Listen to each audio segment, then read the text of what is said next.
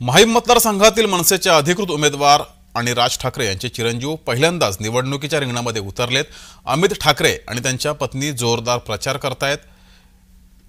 हे दृश्य आपण पाहतोय। अमित ठाकरे आणि त्यांच्या पत्नी या माहीम मतदारसंघात जोरदार प्रचार करत असून घरोघरी जाऊन त्यांचा प्रचार सुरू आहे।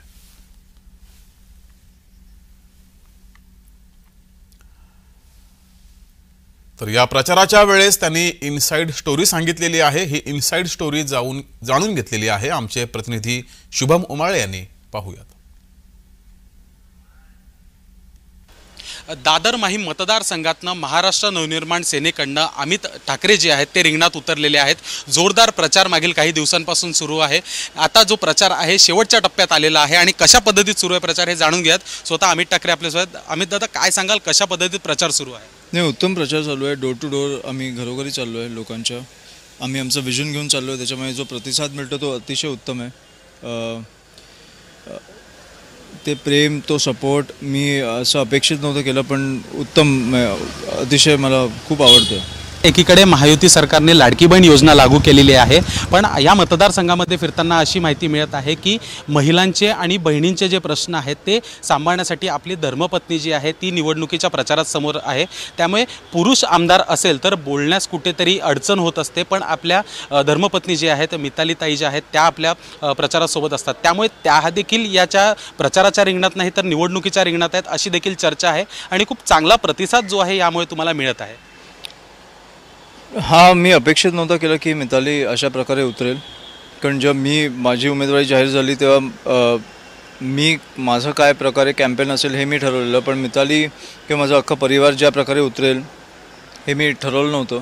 मिताली जेव्हा बोलायची की मी येते आज कॅम्पेनिंगला, तसं चालू झालं। म्हणजे ते खूप ऑर्गॅनिक होतं की दररोज ती तयार व्हायची आणि बोलायची अमित कधी निघायचं कॅम्पेनिंगला वगैरे, तयारी झाली का बघ वगैरे। तर मला ते खूप आवडायला लागलं आणि ते मला वाटतं लोकांना पण आवडायला लागलं की कुठेतरी ती पण एक पुढाकार घेते।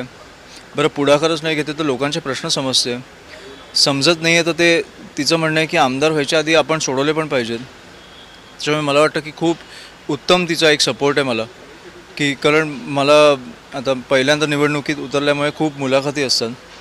कॅम्पेनिंगचा वेळ मला कुठेतरी कॉम्प्रोमाइज करायला लागतो, पण ती सगळीकडे जाते। ती मला सांगते येऊन की असे असे प्रश्न आले। फॉर एक्झाम्पल कोळीवाड्यात ती गेलेली आणि तिने बघितलं की काही ठिकाणी सूर्यप्रकाश नाही पोचत आहे, त्याच्यामुळे दुपारच्या वेळेला ती काळोखातनं एका गल्लीत जात होती लोकांच्या घरोघरी। आणि मग तिने विचार केला की कुठेतरी इकडे लाईट्स असल्या पाहिजेत आणि आपण तिकडे सोलार लाईट्स लावून घेतो आहे।